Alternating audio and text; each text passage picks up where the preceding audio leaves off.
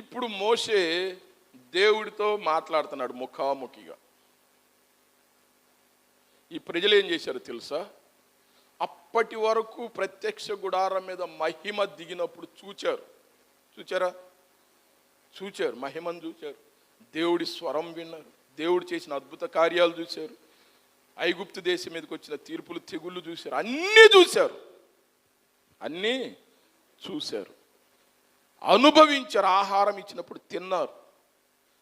యెహోవా ఉత్తముడని రుచి చూచి తెలుసుకున్నారు. తెలుసుకున్న తర్వాత మోషే ఒక వారమైంది కనపల్ల. ఇక సనుగులు స్టార్ట్ అయినాయి. వీళ్ళు ఏం చేయాలా? మోషేని నడిపించినా ప్రజలను నడిపించినా ఎవరు? సర్వశక్తివంతుడైన దేవుడే కదా. ఆయన స్తుతిస్తూ చక్కగా భోంచేస్తూ కూర్చోవచ్చుగా, అవునా? అహరోను మీద పడ్డారు. ఏమంటున్నారు తెలుసా? ఈ మోషే అనేవాడు ఏమయ్యాడో తెలియట్లేదు బాబు. ఏమన్నారు? మోషే అనే వ్యక్తి ఏమయ్యాడో మాకు తెలియట్లేదు, నువ్వు మా ముందు నడవటానికి ఒక దూడని చేసేసి అన్నారు. సర్వశక్తివంతుడైన దేవుడు ఎక్కడ, దూడెక్కడ? ఎందుకు అన్నారో తెలుసా? ఆత్మ సంబంధమైన స్థితిలో నుండి దిగజారిపోయి శరీర సంబంధమైన స్థితిలోకి వచ్చారు. అహరోను చేశాడు, అందరి దగ్గర బంగారాన్ని తీసుకొని ఆ నిప్పులో వేసాడు, అదేం దూడలాగా బయటకు వచ్చింది అంటాడు. అవునా కాదా? చదవకండి ఇప్పుడు. ఆ దూడ ఇదే చెప్పి వాళ్ళకి అప్పగిస్తాడు. వాళ్ళు ఏం చేశారో తెలుసా? దాన్ని ఘనపరుస్తూ తినటానికి కూర్చున్నారు, తిని త్రాగి ఆడటానికి లేచారు.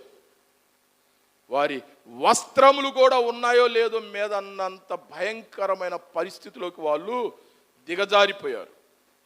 ఎవరోళ్ళు? దేవుని ప్రజలు, దేవుడి చేత మేలు పొందినవారు, దేవుడి చేత స్వస్థత నొందినవారు, దేవుడి చేత పోషింపబడినవారు. అర్థం చేసుకోండి, మనందరం కూడా ఇశ్రాయేలీయులమే ఆత్మీయంగా, అవునా కాదా? దేవునికి స్తోత్రం. వెంటనే దేవుడు మోషేతో మాట్లాడే దేవుడికి కోపం వచ్చేసింది. ఎందుకంటే ఆయన సర్వాంతర్యామి కదా, ఇది కూడా కనపడుతుంది ఆయనకి. మోషే, నువ్వు కొండ తిరిగి వెళ్ళు, వీళ్ళందరినీ నేను అగ్నితో కాల్చేస్తాను, నిన్ను గొప్ప జనాంగంగా చేస్తాను అన్నాడు. దేవుని బిడ్డలారా వినండి, మోషే ఏమన్నాడు అప్పుడు? మోషే నువ్వు అడ్డు తప్పుకో అంటున్నాడు దేవుడు. దేవుడు కాల్ చేయాలంటే మోషే అడ్డమా అండి? మీరు చెప్పండి. ఇప్పుడు మోషే చేతులెత్తి ప్రార్థన చేస్తున్నారు. ఎవరి కోసం? రావడం కోసం కాదు. ఇప్పుడు బాబో వీళ్ళు ఉగ్రతతో చచ్చిపోతారు నాయనా, వద్దయ్యా. సురేంద్రయ్య గారు చేస్తారు ప్రార్థన. ప్రభువా, ఇప్పుడు మోషే పోరాడి ప్రార్థన చేస్తున్నాడు. ఎట్లా అని తెలుసు? ప్రభువా వద్దయ్యా, వీళ్ళని క్షమించయ్యా. ఇదిగో ఐగుప్తు దేశంలో నుండి తీసుకుపోయిన వాళ్ళ దేవుడు ఏమయ్యాడు? మళ్ళీ అరణ్యంలో కాల్చేశాడని నిన్నే అంటారయ్యా. ఈ ప్రజలు మోషేని కొట్టడానికి రాళ్ళు ఎత్తారు, ఈ ప్రజలు మోషేని దూషించారు, ఈ ప్రజలు మోషేకి లోబడలేదు. దైవ లక్షణాలు కలిగి ఉన్నాడు. దేవునికి స్తోత్రం. హల్లెలూయా. యేసు ప్రభు ఏమన్నాడు?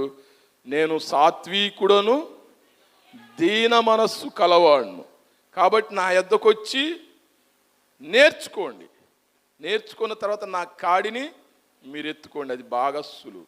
అంటే ఏం నేర్చుకోవాలి? ఆయన సాత్వికాన్ని నేర్చుకోవాలి, ఆయన దీన మనస్సును నేర్చుకోవాలి. దేవునికి స్తోత్రం. మనం మందిరానికి వస్తున్నాం, వాక్యం వింటున్నాం, నేర్చుకుంటున్నామా? సాత్వికం అనే గుణలక్షణాన్ని మనం కలిగి ఉంటే దేవుడు సాత్వికుడు అనే గుణలక్షణం కలిగి ఉన్నాడని మనం ప్రకటిస్తాం.